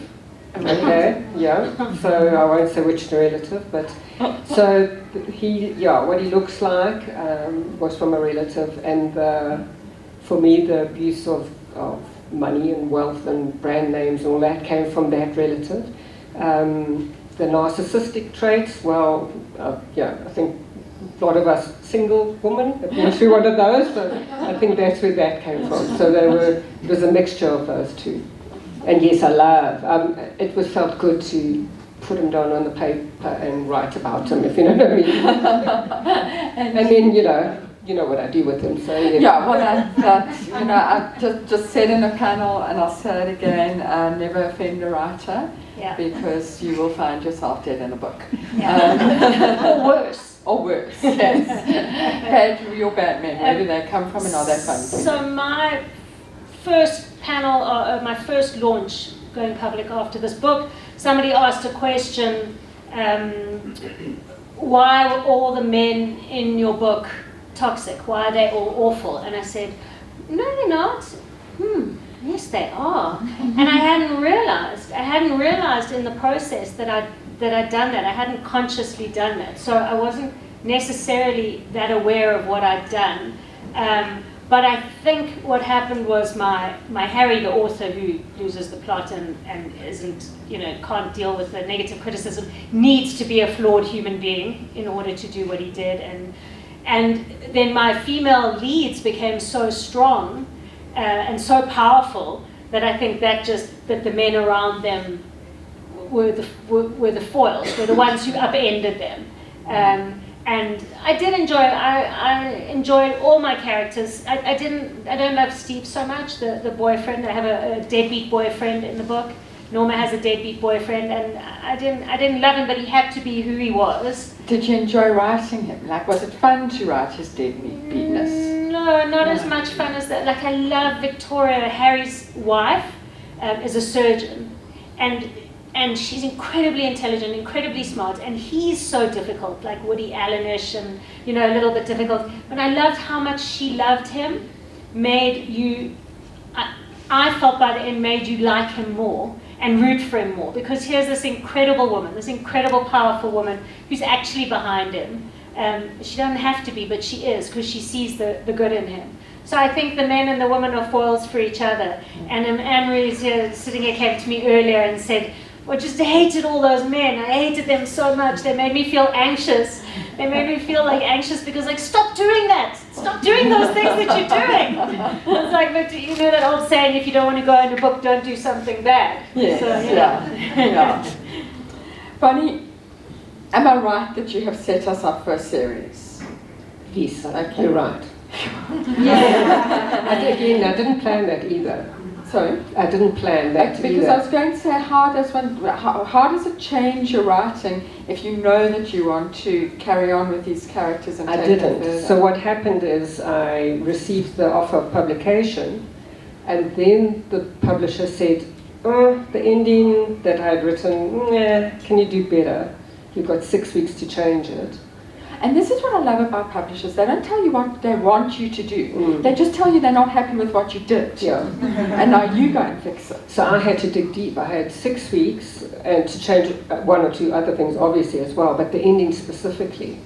And that's when the current ending happened. It just happened. And that led to another one. How it do wasn't you a feel plan. about writing a sequel? How does that I'm make loving you feel? it. No, I'm already with it, busy with it, and loving it's much easier for me. I'm enjoying it. I think I've got to know the two characters well enough now. I think it'll go quicker than the first book, and I think the only thing that's really bothering me is the ending of that one, because of course I don't plot, so I don't know I know where it's going, but I don't know where it's going. So, and to make sure that I can match the ending of book one is the problem. But I have faith. But imagine how good that feeling's going to be when that ending comes to you. You're gonna be, Yes, well, I have faith that it'll come. I had a friend in the village help brainstorm for the current ending, which is cracker. Please buy the book. So. Good afternoon, everyone. Thank you for joining us for the last session of the day. I think that this is going to be a wonderful way to end it, and I'm so grateful that you guys have chosen to spend your Saturday afternoon with us talking about these books. By way of introduction, my name is Dr. Alma Nalishaqele. I am one half of the Cheeky Natives, which is a literary platform whose whose objective is to participate in critical engagements around the books of African authors on the continent and diaspora. And how we do that is by driving conversations through our podcast. So after this, I trust that you're all going to subscribe to our podcast, The Cheeky Natives, and I really look forward to this engagement. So today's session is It's Okay Not to Be Okay. Stories of survival, recovery, and redemption. And I have the supreme honor of moderating this session. Just by way of introduction, I was at Franschhoek last week, and I thought it was really interesting when I was doing the research for one of my panels there. And I came across two interesting facts. So the first is, in a single 12-month period, fatal overdoses claimed 101,623 lives. But researchers and drug policy experts say the grim toll obscures an important and hopeful fact. Most Americans who experience alcohol and drug addiction survive. How hopeful is that? This is really good news, I think, and something to share and be hopeful about, said Dr. John Kelly, who teaches addiction medicine at the Harvard Medical School and heads the Recovery Research Institute at Massachusetts General Hospital. We are literally surrounded by people who are in recovery from a substance use disorder, but we don't know it. The other side of that is, it is estimated that 25% of the South African population have mental health disorders, and almost a third of the South African population have experienced a common mental disorder in their lifetime. There's also a significant gap in treatment of mental disorders in South Africa, as only 1 in 4 individuals with a common mental disorder receives any sort of treatment. And with that, I'd like to welcome our panel as we talk about stories of survival, recovery, and redemption. And I thought I'd start off with a quote that I absolutely love. And it says, "Shame hates it when we reach out and tell our story. It hates having words wrapped around it. It can't survive being shared. Shame loves secrecy." To write your stories is to rebel against the shame. And so I'm really curious, before we start, because I think this is a great way for you to introduce your books to these people who are all going to go buy copies for their friends and for their family straight after the session. But I think this is a great way for us to introduce your stories and to tell us why you thought it was important to write your stories, not only of survival and recovery, but also of redemption. And Milton, I think you can start us off. Sure. Hi. I'm Milton Shaw, and my book is titled Addict through Penguin. And my book is my experience of addiction and recovery. I got into drugs at the age of 12, and I was a pretty heavy drug user until around the age of 25, and I've been sober for just shy of 20 years now. Thanks. But I mean, I am a writer. So the reason I ended up writing this book is I never wanted to write about that. I always find sort of drug tales just sort of sensationalistic, and being someone that's actually within the reality of it, I know like drug addiction seems like some kind of heroic thing where, you know, you're flying too close to the sun sort of thing, but actually it's just a kind of a sad, fearful reality. And this is my third book, and just recently there was just too many sort of comments from friends and acquaintances saying, why haven't you written about this? This is something you know a lot about, and maybe it's time you share this story. So then I took the opportunity for me, the purpose of Addict is for someone to read it and get an understanding of what addiction really is, not the sensationalistic sort of media cover of it. I mean, I've never read a book about addiction that to me actually rang true. And so that's the idea, is that you read it and understand, well, this is what addiction really is, and this is how it's driven. And I do that by telling my own story through the perspective of 20 years of recovery and 20 years of processing what's happened to me. So hopefully you can read it and experience life through my eyes and see the directions things went and now the solutions that today I sit with. And what about you? Why did you write this book, and what do you hope that writing this book is going to do? So just to say, I'm definitely going to buy the book. For sure. That's one sale. That's one sale. Pressure. Now I'm going to have to say I'm going to buy your book as well. So my book is a story about working in the emergency room. It's just a story about being a doctor and my patients and my fight with Grim Reaper, who I like to call Mr. Grim rather than Mr. Reaper, so that he's on equal terms with me. And it's just a story about my patients and my life and my dogs, my Snoopies. That's it. Thank you. And what about you, Nisedi? Why did you write 12A, and what are you hoping Patient 12A does? Sure, hey everyone. It's really about, I think at the heart of it, generational trauma, survival in post-apartheid South Africa. As sort of seen through kind of my stay at this clinic. The session is called It's Okay Not to Be Okay, but it just as easily could have been called Why Are You Okay? Right? Because the world is on fire. And what I found, what I find quite interesting is that when I got to the clinic, I found sort of like this cross-section of ordinary South Africans who were dealing with the trauma of living as everyday South Africans. And like you said, Monty, we often hyperbolize these stories, like you see them in the news, but it's just accountants, it's just accountants, it's just firemen, it's just kind of paramedics, it's your normal everyday people whose bodies are quite literally resisting the environment. So as soon as I got there, I thought there was a story there, because I think not talking about these things suits the status quo. I think it becomes very, very hard to. I think when we leave these things, like you said, in the shadows, we often then place the onus on individuals who are battling through things, as opposed to looking at the toxic culture as a whole. And so that's why I wrote it. So I think, we throw the word around trauma quite a lot, right? So trauma this, trauma that, but I think a lot about what trauma actually does to people, and so you think about the ways in which trauma itself is such an overwhelming event that it completely disrupts your sense of who you think you are, and also then disrupts what you think your life may have been.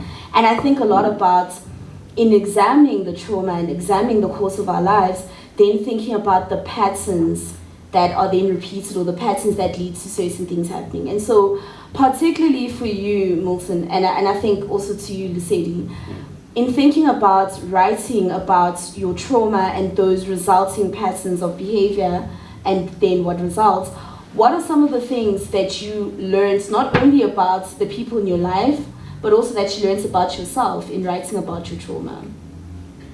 Well, for me, what's been really pivotal is, and I'm speaking from a layman's point of view, I don't have any academic sort of certificates in these areas, I just have a lot of experience. But what I've had to do is figure out where my sense of identity went skew and try and unravel those knots. And often for me it's been with my relationship with the genders. My father left when I was young. I grew up with women. The message in my home was that my father is a bad man, but I won't be a bad man because I know what bad men do. I've seen it. I've seen how bad men hurt women, so I won't hurt women. And I've come to understand throughout life that firstly what I did is I began to seek permission to be a man from women, which was an impossible task and led me down blind alleys for many years. And then also, and that I thought most of my issues were with my father, but in fact a lot was with my mother, not because she did anything, just because that was my development as a human being and I didn't have this information.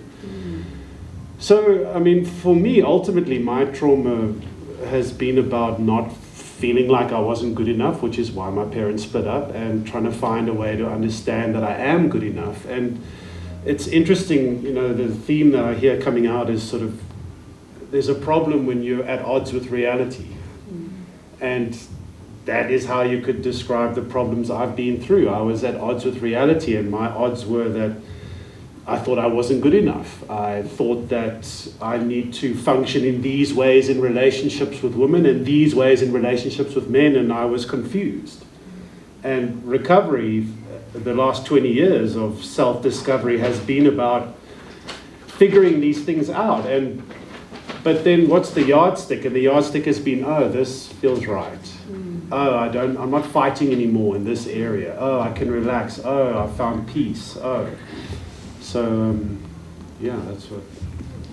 Lucidi, what about you? Thank you. Sure. So, I mean, yeah, just as late as my man Milton here.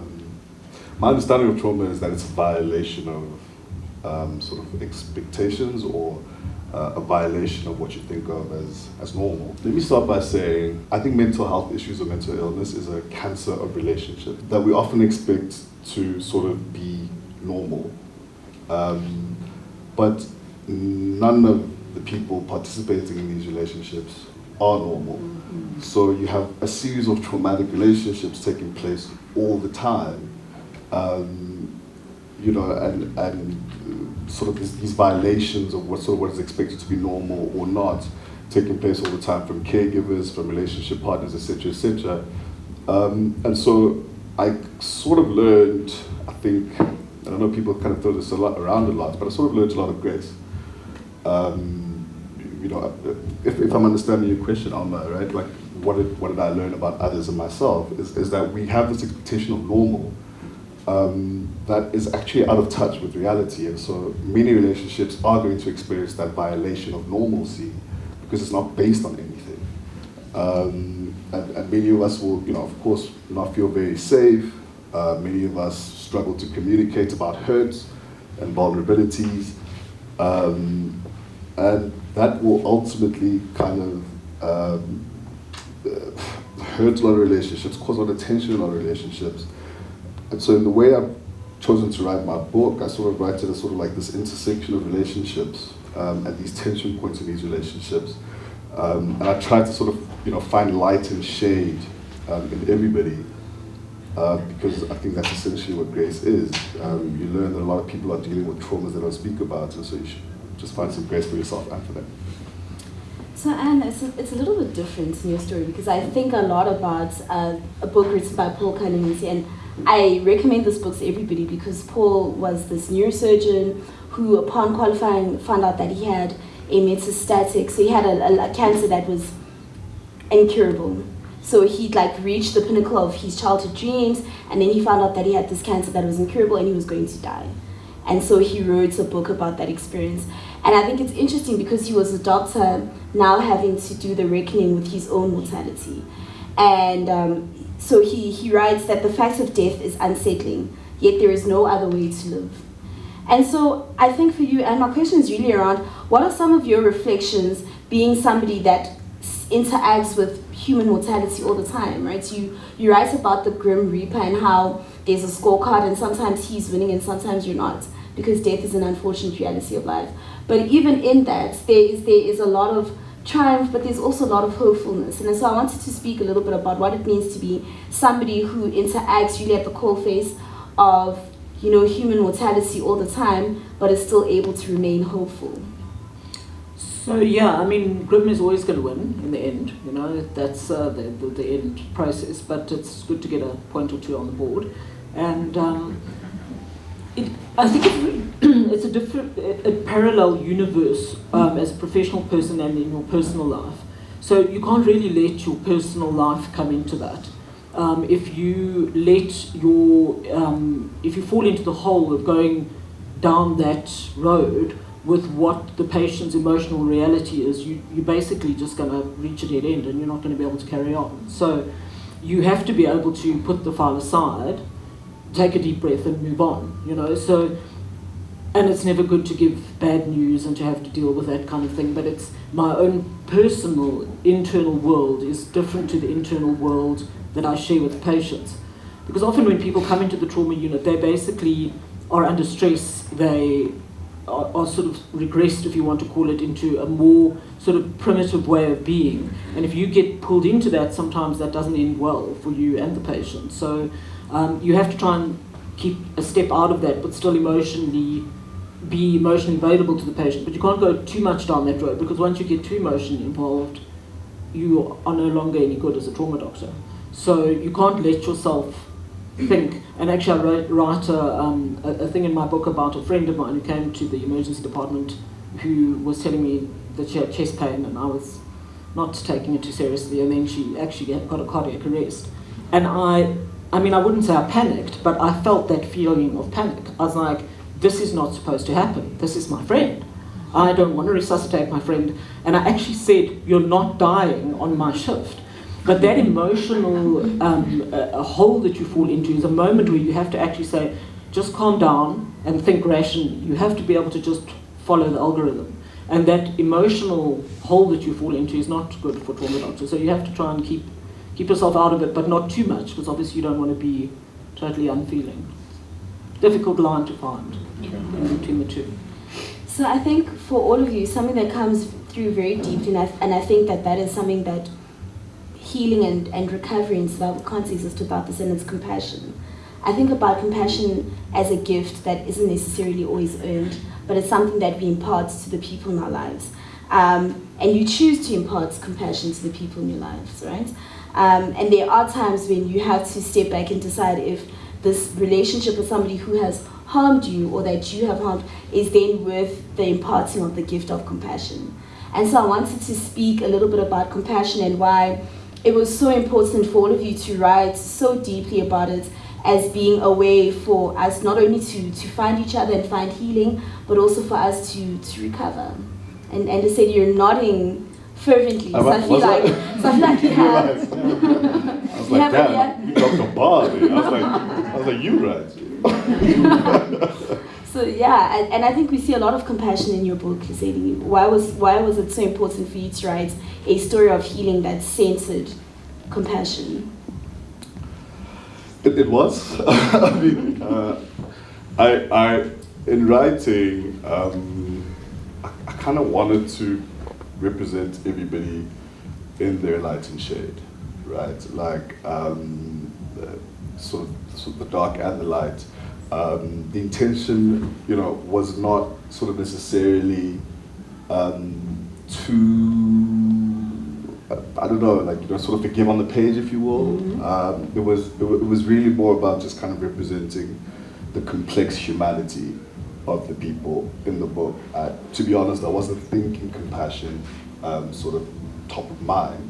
For me, it was, you know, which I guess is compassion, right? It's sort of like the complexity of being a dad, of being a mom, of being a partner, in this kind of, you know, abnormal sort of, you know, social context, was really what I was interested in exploring. And I hope it came and also it landed as compassionate. But I was definitely more interested in sort of representing all the ways in which we're flawed, all the ways in which we try. And I think humanity at its best is when, you know, people kind of can show up fully and say, this is who I am. And to have kind words returned, you know, and to find acceptance for people as they are. So for me, in a lot of ways, I wanted to say to people in my life as well, yes, those things happened, those things were painful for everybody, but that doesn't mean you're any less deserving of love. But also, we're not going to pretend it didn't happen, because I think that's a violation too, right? That's a violation of everyone, of everyone's sense of sanity, like you're saying, Wilton, you know. But it was important to represent people in all their good and bad. And we think a lot about compassion as doctors, as being compassionate towards our patients. So it's very clear that, you know, if you want to be a doctor, you need to be compassionate to your patients.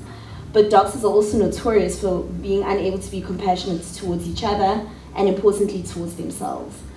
And I think I'm always curious about the ways, the contentions that healthcare workers have to make around compassion, and what are some of the things you've learned about what it means to be compassionate towards yourself and towards the people you work with in environments that don't necessarily foster compassion, and why that's really important for healing. So I think we're terrible at looking after each other. I mean, we spoke about this briefly before, and I think that there is a really kind of terrible culture in medicine that makes it's like this baptism of fire, that you have to go through these long years of studying and then work these ridiculous hours and get treated terribly by the senior doctors, and you'll never belong to the clanship if you don't go through that. And you don't complain about it then. It's like going to the army, you know, you had to do it, so the next person must do it, and that's how it works, you know. And so this kind of uncompassionate way of speaking to people and dealing with people is perpetuated from one generation of doctors to the next, and that's just all we know how to do. And we don't change that because we don't necessarily have the psychological input there. So you don't get into medical school if you're not smart and competitive, and so your doctors are all competition, and actually there's a lot of cutthroat elbowing of each other out the way. There's very little true teamwork between doctors. And even, I mean, I work a lot with general surgeons, you know, if you're there to assist the surgeon, there's almost like a competition, you know, like, well, if you think you know better, you can do the operation, you know, and that's not the way to speak to somebody who's helping, you know, that, and I'm just trying to help, you know, but I've had a general surgeon say to me, if you think you can do a better job, why don't you do the operation? Which I said, well, that's okay. Give me the... No, the energy we're all taking forward, moving on, right? And then I actually waited for her in the change room, and I said to her, you know, I'm just trying to help you. I mean, I am your assistant. That means I'm here to help you. And I'm not criticizing you. I'm trying to assist you. And there's a lot of that. We're very uncompassionate with each other. We very quick to judge. I mean, I'll sit in the tea room at the hospital and there'll always be, oh, the casualty doctor missed that and that. I'll say, why don't you come work in the casualty? You look at that ECG with tired eyes at 2 o'clock in the morning and let's see how well you do. And, you know, it's just calling people to task a little bit, standing up for your colleagues, saying it's not that easy. I mean, in fact, today they were complaining about a missed appendicitis. I said, which of us hasn't missed an appendicitis? Just need to say that, you know? And suddenly it's not so easy to say, you know, judging everybody and having this sort of high standard. But doctors are, they are hectically competitive, and they do have a terrible culture of compassion. And I mean, sometimes it just takes as much as, I actually saw a patient this morning, and when I came out of the room I said, oh, you know, we should just say thanks to the universe that actually we don't have that problem. And there's just a moment where the doctor who was taking the patient over went, oh yeah, they're actually a person as well, you know. It's like, you know, just say thanks to the universe for actually not having to deal with that problem, because that's not a good place to be, you know. And sometimes you just need to remind them a little bit, you know, we're all humans, but I think that medical school automatically filters out that. You don't get chosen to medical school if you want to be nice. You have to be clever. I mean, that's the bottom line. I mean, but you can coexist though, and exactly, but they don't teach it's not like one or the other, you know, and I do think that's an important thing to think about when we think about healing and recovery and survival, to think about the ways in which we change the systems and the lies that those systems tell us about how we have to be in order to function, and that's in our families, that's in our relationships, and that's also in our workplaces as well. So Milton, I just wanted to ask you, because we're speaking about compassion, I'm always interested in human relationships, right? And you write about relationships, but particularly parental relationships. And why I find parental relationships interesting is we often think we don't humanize our parents a lot. So there's an expectation that your parents need to just know what they're doing, right? So no one actually realizes that this is also your parents' first time being a parent. So they're figuring it out just like you're figuring it out. And sometimes we're figuring, you know, we're out here.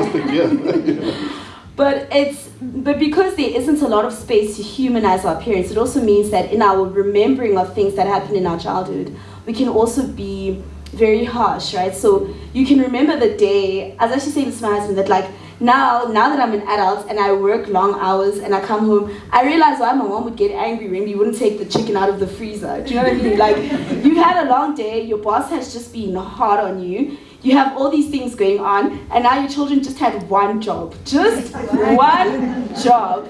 And that's also something that she now has to deal with, right? But there's a temptation to remember our parents in very particular ways.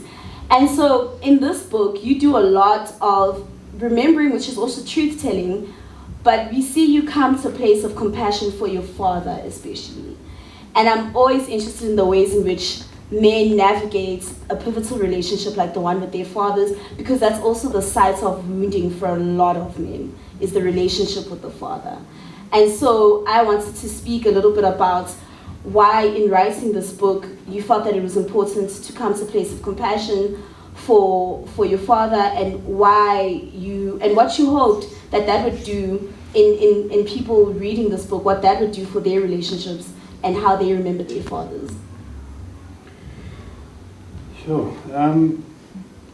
Why did I feel like it was important? Well, because to my mind, that's the essence of recovery. It's, you know, recovery is repairing what was broken. For me, my relationship with my father was broken, and that is like central to my identity. So it's something that had to happen in the story because it had to happen in real life. So I've been in this 12-step fellowships for many years, and it's so interesting. It's doing the 12 steps is described as it's clearing the wreckage of the past so that you can once again be at one with your Creator. And then all of that is subjective. You fill in your own belief system. And the way the wreckage is cleared is firstly you identify that you have a problem and admit it and ask for help. But then you go on this process between steps 4 and step 9 of self-reflection and self-analysis, and owning everything that is your part. Because it's these resentments in the past that was keeping me sick.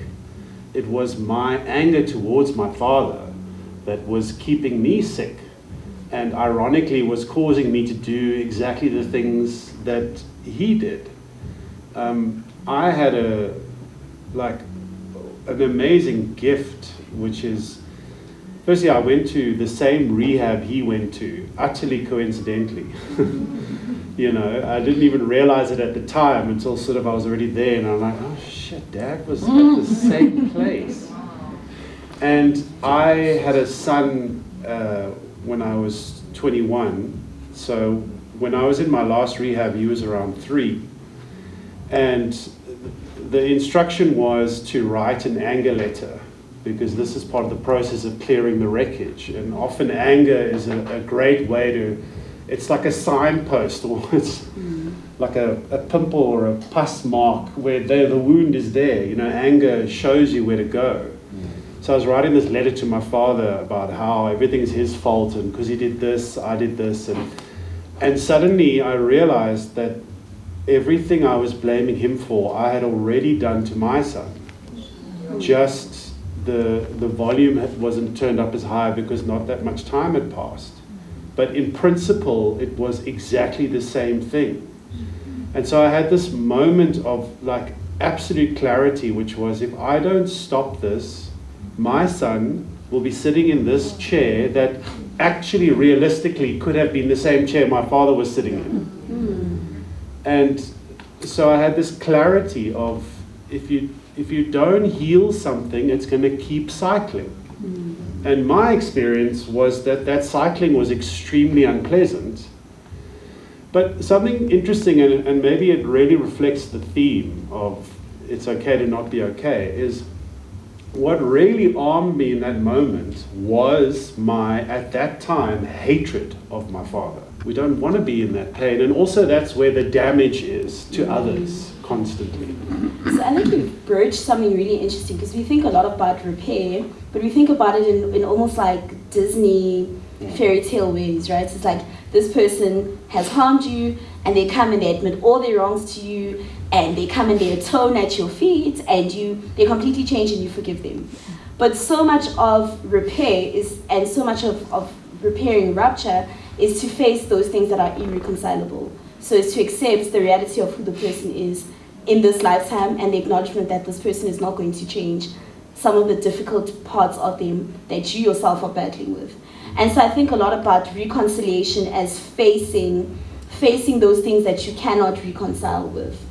And I want to talk about why, because we're speaking about why it's okay not to be okay, but we also need to talk about part of being okay with not being okay is also being okay with the acceptance that there are things that the people that we love are just never going to change. This is who they are, and so much of being okay is about being able to meet people in the place where they are. And so I want to speak about why that is also a route to repair, this acceptance of the irreconcilable. Good morning, you guys, and happy Friday. I've got my Duke on. I still call it a Duke. I guess people are calling it a head wrap. I've got a Duke. So yeah, I've been meaning to do this for a while, but I wanted to show you guys what is in this goodie bag from Pan Macmillan. I did a haul for TikTok, but this will be for YouTube, and this is actually should be going into my vlog for Kingsmead. So yeah, so this is the thing. So let's quickly show you, because I haven't been able to like use any of the things in here because I haven't done this yet. So first up, we've got some bookmarks, some of the authors who were there. So we've got Kaya Dlanga, who has new books called Life is Like That Sometimes, and then we've got Sipiwe Gloria Ndlovu, who has come out with The Creation of Half-Broken People. I think this is almost like was it horror? What was it? Mesmerizing. The Creation of Half-Broken People will transport you on a haunting journey to the heart of what makes us human. And this is what Shabnam Khan, the author of The Lost Love of Akbar Manzil and Iron Tears, said. And then this one says, this engaging and moving window into Kaya's world ultimately becomes a window into your own self. It's transparency at its best. And this is what Anele Mdoda said. So yeah, these are books that are also published by Pan Macmillan. So yeah, the book that they gifted me on the day is Patient 12A, a memoir, and this one is by Lesedi Molefi. I also attended the session where he was talking. You guys would have seen it as well. I tried to record as much as possible, but I really did enjoy the discussion, and I liked how we are starting to get normalcy in men talking about mental health, and just in general Black people talking about mental health and having it be okay to seek help. And he checked himself into a psychiatric hospital after, I guess, realizing that he needs help, and I think his experience in there kind of like changed his view of life, and this is what he encapsulates in this memoir. So yeah, and then there's a session that I attended. You guys would have seen one of the sessions I attended about spirituality and religion, and in there I met the author Vusumzi Ngande, and he wrote Journey Kwantu, Exploring African Spirituality and Identity. This discussion was definitely my favorite of the day, and I definitely had to get the book. Both books are signed by the authors, so yeah, got my signature there for this one, and Lesedi also signed this one. Okay, so yeah, I still have content from the event that I still need to post. And then we've got this cute travel mug. There was a time where I hated the color pink, but now I'm like, it's so cute. I love it. I can't wait to use this. Definitely one to be used. We've got a pen from Pan Macmillan. Gonna add this into my bag. We've got a gift card from the people at Exclusive Books. I used this gift card to buy Journey Kwantu.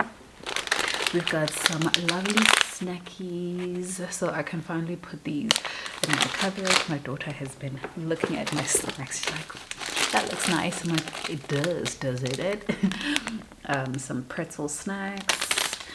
I think these were the snacks that we're supposed to kind of eat during the day, because you walk around a lot, which was a great idea to do this. So yeah, and then I've got a note from Pan.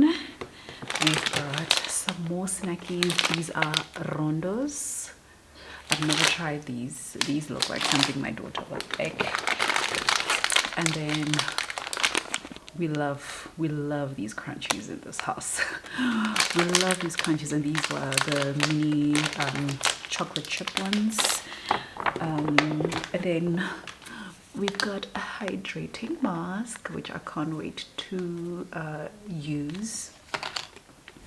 And then lastly, we've got a hand cream. Love it. Vegan hand cream. Smells amazing. My daughter is talking upstairs, but nobody's upstairs. Oh, it smells good. Oh, I love all of this. This is such a nice package. Oh, this is thick. I love a nice and thick hand cream. And guys, it's a vegan hand cream. It's like they know, okay? You guys always know I'm always here with the vegan hand creams. All my hand creams now, well, except for the one that I get from Eden Perfumes. That one I love because it smells good. Oh yeah, this smells good. So this is the almond milk and vanilla. Oh, it smells so yummy. This one definitely going into the bag. I also love, it looks pretty, okay? It looks pretty and compact compared to this one. You see the size difference. This one takes up a bit more space in the bag compared to this one. But yeah, that's the haul. So now I can finally put this away. I still want to do kind of like a flat lay for all of these things, so I guess I should put everything back. Gosh darn it. Every time I think I'm done, I'm not done. Everybody thinks I'm done. I'm just not done. Okay. I just need to do the front legs. And then I can finally take everything off. But we are one step there, okay? Alright, so yeah, I'm about to get into my work day. I hope that you guys enjoyed this video. I had an amazing viewing time at